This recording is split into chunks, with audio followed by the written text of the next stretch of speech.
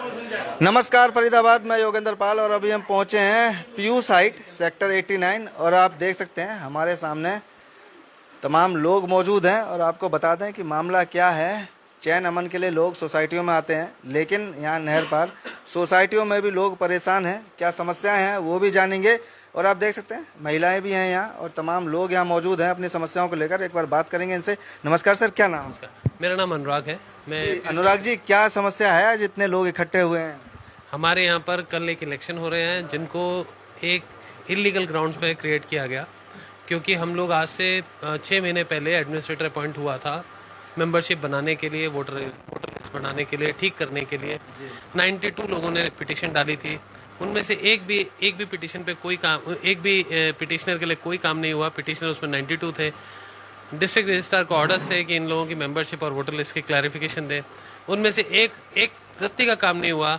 यहाँ पे 1086 फ्लैट हैं, लगभग 1005 लोग, मतलब 1005 लोग लगभग मेंटेनेंस दे रहे हैं, और जिसमें से सिर्फ 661 लोग ही मेंबर हैं ऑन पेपर्स। ये डेटा इन्हीं का बताता है, जो कि डेटा हमारे को RW इशू करती है। बाकी 400 लोगों का पैसा ब्लैक हो रहा है। उस ब्लैक में पूरी तरीके से उस ब्लैक को हर जगह यूटिलाइज किया जाता है, जहां उनको मन करता है, जैसे जैसे उनको मैनिपुलेट करने का मन करता है वहां पे उसको यूज़ किया जाता है। और वो यूज़ किस तरीके से होता है वो आप और मैं, हम दोनों बहुत अच्छे तरीके से जानते हैं। और ऐसे ही 2 ऑर्डर्स थे हमारे पास, 21 सिंह के और एक जुलाई में 8 जुलाई को इशू हुआ था। 8 जुलाई का AK सिंह साहब के लिए और 21 जून वाला राजेश रंजन जी के लिए। उसके लिए हम लोगों ने एग्जीक्यूशन पिटिशन डाली कि हमारे रन तो हुए नहीं, और ये लोगों ने उससे पहले इलेक्शन करवाने की बात कर रहे हैं। वो इलेक्शन करवाने की बात भी बहुत सीरियस है, क्योंकि वो उस दिन इलेक्शन की बात करते हैं जिस दिन हम ये क्वेश्चन पूछ बैठते हैं कि एडमिनिस्ट्रेटर जनवरी से यहाँ पर है, क्या पैसे तुम हैंडल कर रहे हो या एडमिनिस्ट्रेटर हैंडल कर रहा है? ये कहते हैं कि नहीं, एडमिनिस्ट्रेटर एकदम उसका रिप्लाई नहीं करता है। लेकिन जब रिप्लाई नहीं करता, उससे ये जाहिर हो गया कि ये लोग पैसों की घपला इसलिए चल रहा है, जिनके पास अथॉरिटी नहीं थी वो लोग कर रहे हैं। हमने इसके लिए FIR दर्ज करने के लिए एक कंप्लेंट डाली, जिसके ऊपर कोई काम नहीं हुआ। हम लोग IGP साहब से मिलाए हैं, जिस पर कोई काम नहीं हुआ है। वो तो अब हम सब जानते हैं कि कहीं ना कहीं रुकता है चीज़ों को, क्योंकि इलेक्शंस भी थे, ये सब भी चल रहा था। लेकिन उम्मीद यही थी कि कुछ ना कुछ होगा, लेकिन उस उम्मीद से बिल्कुल उल्टा हुआ। कल हमारे एक ऑर्डर पे जिसकी सुनवाई 1 तारीख को शुरू की जाती है, उसके पीछे से एक ऑर्डर फॉल्स, उस पर डिस्ट्रिक्ट रजिस्ट्रार उसको कैंसिल करता है फॉल्स स्टेटमेंट पे। कहता है कि ये टाइम बायर्ड था, आपको 15 तारीख से पहले देना था, आपने 17 तारीख को दिया, जबकि मेरे पास रिसीविंग 13 तारीख की है। मैंने पर्ची उसकी 13 तारीख का चालान कटवाया है, सब कुछ उसका है, लेकिन वो उसको नहीं मानते। उसके बेस पे एग्जीक्यूशन पिटिशन को हटा दिया जाता है, जो कि इलीगल है। ऐसा कुछ हो नहीं सकता था, लेकिन रेफरेंस उसकी दी जाती है और दोनों पिटिशन हट जाती हैं। कब किया जाता है? एकदम आखिरी दिन, मतलब कल किया गया, क्योंकि आज दशहरे की छुट्टी है, आज के दिन कुछ हो नहीं सकता था। लेकिन ऑर्डर भी कल नहीं दिया गया। चुनाव है, कल चुनाव है ये। और आप सबसे हैरानी की बात सुनिए, इतना तो देश में भी नहीं हो रहा है। 1100 लोगों की सोसाइटी है, उसमें से 400 लोगों को वोटिंग का राइट मिला है। हम भी जानते हैं सारे लोग यहाँ नहीं रहते, कई लोग अपनी पोजीशन यहाँ पे रह रहे हैं, कुछ लोग बाहर रह रहे हैं, यहाँ उनका फैमिली रह रही है, वोटिंग राइट किसी के पास नहीं है। आज की डेट में ये हालत हो गई है कि उनके 100-200 जो बेनिफिशियरी हैं, जो कल वोट देंगे, कल 100 से 150 लोग वोट डालेंगे, ये मुझे पता है। वो बेनिफिशियरी हैं जिनको या तो बिजली फ्री, पानी फ्री, कुछ ना कुछ तो है, कि वो लोग वोट डालने चले जाएंगे और डिसीजन लेंगे 1000 लोगों के लिए। ये बहुत बड़ा एक गलत चीज़ है, जिसको कि प्रमोट किया गया गलत तरीके से, गलत मीन से, क्योंकि रातों रात ऐसे ऑर्डर तो चेंज हुआ नहीं करते। वो गलत मीन्स क्या है वो आप भी समझ रहे हैं और मैं भी समझ रहा हूँ। फरीदाबाद अभी लोकसभा चुनाव खत्म हुए, विधानसभा चुनाव खत्म हुए, लेकिन चुनाव अभी भी बाकी हैं, सोसाइटी के चुनाव अभी बाकी हैं। और जैसा कि बता रहे थे कि चुनाव चाहे कोई भी हो, लेकिन वो रातों रात पलटे जा सकते हैं। जी, और क्या मसला क्या है? अब तक कौन था यहाँ? मैं राजीव शाही D टावर में रहता हूँ। बाकी अनुराग भाई ने सारी टेक्निकल बात बता दी है। हमें तो सिर्फ इतना ही कहना है, शासन और प्रशासन से बड़ी उम्मीद लगा कर बैठे हैं कि बीजेपी सरकार है, हम भी बीजेपी से जुड़े हुए हैं, मजदूर संघ से जुड़े हुए हैं, RSS से जुड़े हुए हैं। लेकिन इस सोसाइटी की जो दशा है, हमें बहुत उम्मीद है मुख्यमंत्री जी से, सांसद जी से, विधायक जी से, कि इस सोसाइटी को सुधारने में हमें सहयोग करें और हमें उचित जो है मार्गदर्शन जो हम लोग लेने जा रहे हैं उसमें साथ दें, और कल का चुनाव वो बाइकाट की तरफ बढ़ रहा है और बाइकाट किया जाएगा। कृपया हमें सपोर्ट करें। धन्यवाद। सपोर्ट करें। और बाबू जी, मेन मसला क्या है, क्या मुद्दा है, ये बताएं कि ये जो चुनाव है कल, तो आप क्या चाहते हैं कि वो चुनाव हो ना हो? चुनाव होना ही नहीं चाहिए। 661 ये खुद बोल रहे हैं कि मेंबर है। 950 1000 लोग यहाँ रहते हैं, मेंटेनेंस दे रहे हैं, लेकिन 661 ये बोल रहे हैं मेंबर हैं। लेकिन 661 में केवल 406 आदमी का वोटिंग अधिकार है। हमारा भी अधिकार छीन लिया, जबकि मैं भूतपूर्व प्रेसिडेंट रहा हूं। मैंने इस RWA की स्थापना की है।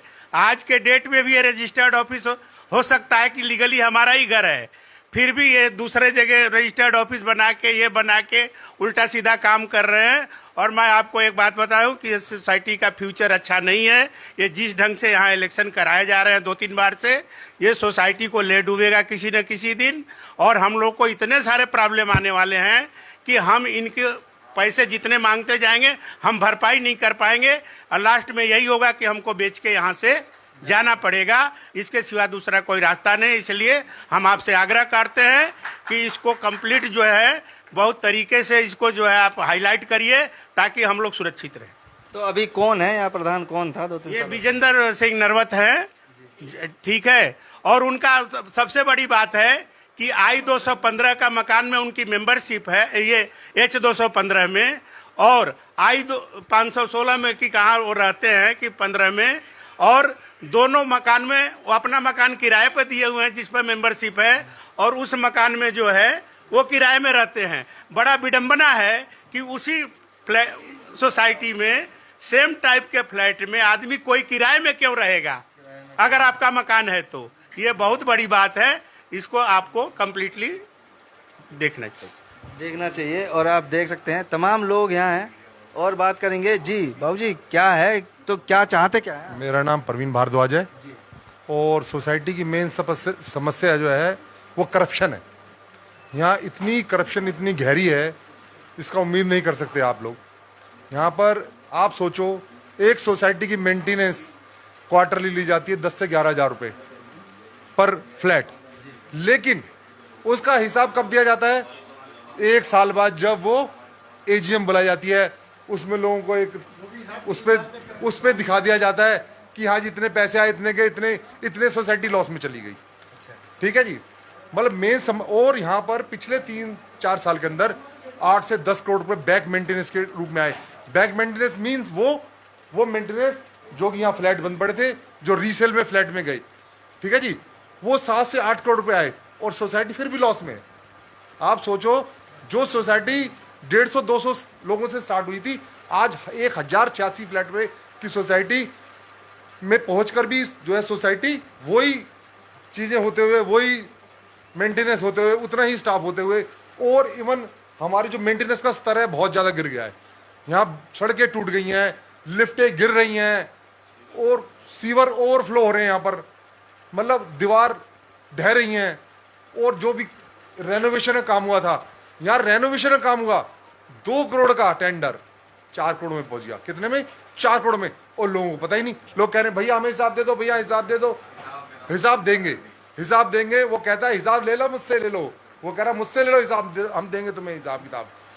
फिर इस बारे में मैंने EOW में, इकोनॉमिक ऑफेंसिव में केस डाला इनके खिलाफ कि आपको हिसाब देना पड़ेगा। आम आदमी का पैसा है, उसका हिसाब हमें चाहिए। पैसा 2 रुपये खर्च हुआ, आप 2 रुपये मांग लो लोगों से, हमें कोई ऑब्जेक्शन नहीं है, लेकिन वो उस पैसे का हिसाब चाहिए। हिसाब दो और पैसा लो। पारदर्शिता होनी चाहिए। पारदर्शिता एक जीरो है, जीरो। कि मेरी गारंटी है इस बात की, पूरी नहर पार की सोसाइटी में इससे ज्यादा करप्ट ऑफिशियल्स कोई नहीं है सोसाइटी, उस पूरी नहर पार में। और गुंडा कर दिया, मैं तो ना दूंगा, मैं तो, मतलब आप कैसी लैंग्वेज यूज कर रहे हो लोगों से? मतलब भ्रष्टाचार, ऊपर से भ्रष्टाचार के बाद गुंडागर्दी, मतलब सब कुछ। और ऊपर से हमारे DR, ऊपर से स्टेट रजिस्ट्रार ऐसे ऑर्डर करते हैं, अगर बच्चा भी देख ले तो उसको हंसी आएगी कि 1086 फ्लैट की सोसाइटी में आम आदमी कितने लोग वोट दे रहे हैं? 406। एक तरफ पूरी वो कहते हैं चुनाव आयोग कहता है हाँ जी आपने उंगली दिखाओ, आपने इलेक्शन में वोट डाला। यहाँ पर वोट डालेगा कैसे आदमी? वोट का अधिकार, आपने हिसाब दिया नहीं, हिसाब दिए बिना, और आपका EOW में केस दर्ज हो रहा है। मैंने एप्लीकेशन दी है, केस दर्ज होने के बावजूद भी आपने कोई सुनवाई नहीं करी।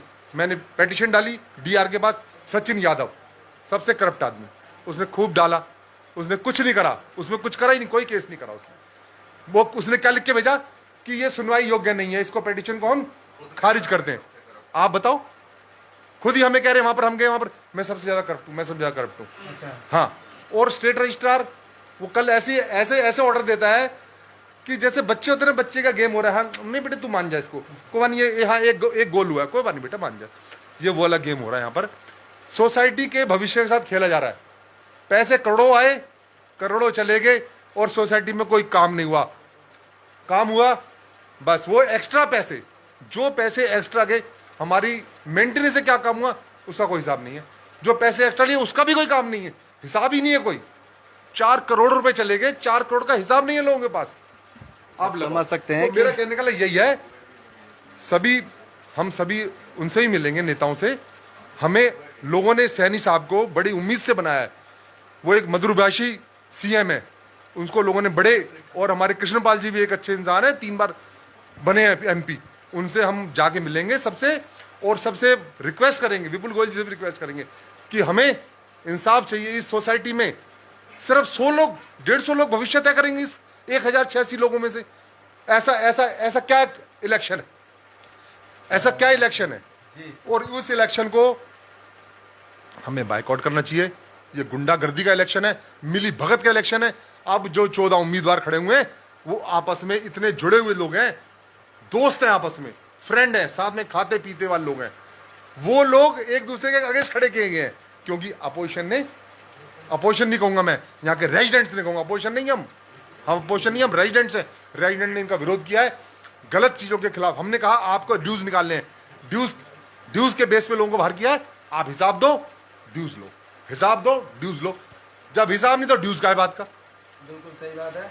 बस मेरा यही है, मेरी सबसे प्रशासन से ये उम्मीद है, आपसे भी मैं ये उम्मीद करता हूं कि आप पब्लिक के, आपको ये बुलाया आपने और आप आए, आपका धन्यवाद। जो सारे लोग आए हैं उनका यही सब मकसद है कि सोसाइटी में इलेक्शन हो, अच्छे तरीके से हो, सब आ जाएं, सब आए, सहमति से हो, और जो जीतेगा वो लोगों की समस्या है देखे, सहमति से हो। और फरीदाबाद शहर ही नहीं, सोसाइटियां भी भ्रष्टाचार से त्रस्त हैं। जी नमस्कार, मेरा नाम बीपी सिंह है, मैं पीयू साइड में ही रहता हूँ। जैसा हमारे बड़े भाई प्रवीण भारद्वाज जी ने बोला है, हमारे यहाँ सर 3 प्रॉब्लम है। अभी जो इलेक्शन हो रहा है, 1086 लोग रहते हैं और 400 लोगों का मेंबरशिप इन्होंने निकाला है। तो ऐसा हो ही नहीं सकता, 200 लोग वोट डालेंगे, 1086 में 200 लोग कैसे फैसला कर सकते हैं? ऑर्डर है कि सबको मेंबरशिप बनाया जाए, इन्होंने सबकी मेंबरशिप नहीं बनाई। एक हमारे यहाँ J&K टावर है, J&K टावर को ये बोलते हैं उनका जो है पोजीशन लेटर सही नहीं है। तो अगर पोजीशन लेटर सही नहीं थे, अंदर कैसे लाने दिए हैं? उनकी रजिस्ट्री कैसे होगी? और 19 लोगों को J&K टावर को मेंबर भी बना रखा है, तो वो कैसे होगा भैया? तो टोटली अलग है। सेकेंडली क्या है कि यहाँ 2 प्रॉब्लम है। ये जो अभी हमने दूसरा हमारे यहाँ ये अभी आए थे RO साहब, मिस्टर बीरबल, जिन्होंने फर्स्ट मीटिंग की थी, मैंने उनसे क्वेश्चन किया था कि रेनोवेशन के पैसे का हिसाब दे दूं। उन्होंने पब्लिकली 250 लोगों की मीटिंग में बोला था हम 2 दिन में हिसाब दे देंगे, और आज तक सर हिसाब नहीं दे पाए। मैंने 3 लीगल नोटिस भेजी सर, उसका एक भी रिप्लाई नहीं दिए। मैं उनके खिलाफ मानव अधिकार आयोग में केस करने जा रहा हूँ, क्योंकि उन्होंने क्या किया, जो पूरे इलेक्शंस में सबके वोटिंग राइट्स को जो इन्होंने बॉयकॉट कर दिया, वो उसके खिलाफ बहुत बड़ा गड़बड़ है। मैं उनके खिलाफ पर्सनली केस करने जा रहा हूँ। और मज़े की बात है कि जो लोग इलेक्शन फाइट कर रहे हैं, एक के पास 20-20 FIR हैं, बेल पे हैं, फिर भी इलेक्शन हो रहा है। सेकेंडली मेरा इनसे सिर्फ 2 ही क्वेश्चन है कि जो बैक मनी है, पहले हमारी सोसाइटी जब स्टार्ट हुई थी तो 350 लोग थे, 350 लोगों के मेंटेनेंस से पूरी सोसाइटी चलती थी, यही मैन पावर थी। आज हमारे सोसाइटी में 950 लोग मेंटेनेंस देते हैं, 3 गुना मेंटेनेंस तो बढ़ गया है। ठीक है, इसके बाद जो लोग आए बीच में, जैसे 350 से 900 लोग आए, तो उसमें सबसे ने बैक मेंटेनेंस दिया 2017 से। इवन तो मैंने भी 1.5 लाख रुपए बैक मेंटेनेंस दिया, वो बैक मेंटेनेंस का पैसा कहाँ गया? जब 350 लोगों में आपकी सोसाइटी चल रही थी, 900 लोग हो गए तो 3 गुना तो वैसे पैसा आ गया। उसके बाद कई करोड़ रुपए आए बैक मेंटेनेंस का, उसका आज तक हिसाब नहीं दिए। मैंने इनको 7 लेटर दिए थे, 7 लेटर में एक भी लेटर में इन्होंने प्रॉपर रिप्लाई नहीं किया। सेकेंडली रेनोवेशन जो है, रेनोवेशन में ये बात हुई थी हमारी हमने म्यूचुअली एग्रीड किया था कि renovation is not illegal. DIC ने ऑर्डर किया हुआ स्टे है, तो स्टे पे तो रेनोवेशन हो नहीं सकता है। हमने म्यूचुअली एग्रीड करके रेनोवेशन कराया है, इसलिए करवाया कि हम यहाँ रहते हैं, हमें अच्छे से रहना चाहिए, हमारे रिश्तेदार नातेदार आते हैं तो अच्छा नहीं लगता है उसमें। और फिर भी रेनोवेशन में इन्होंने 10 किस्तें मांगी, 10 किस्तें दिया गया। इसके बाद इन्होंने बोला कुछ लोग पैसा नहीं दे रहे हैं तो 2 किस्तें दे दो, तो 2 किस्तें दे दो, बाकी जब पैसा आएगा तो दे देंगे। तो मैंने क्या किया, इनको 12 किस्तें दे दी। यहाँ के प्रेसिडेंट साहब ने सबके सामने बोला भाई 2 किस्तें दे दो, सब लोग दे देंगे। मैंने दे दिया।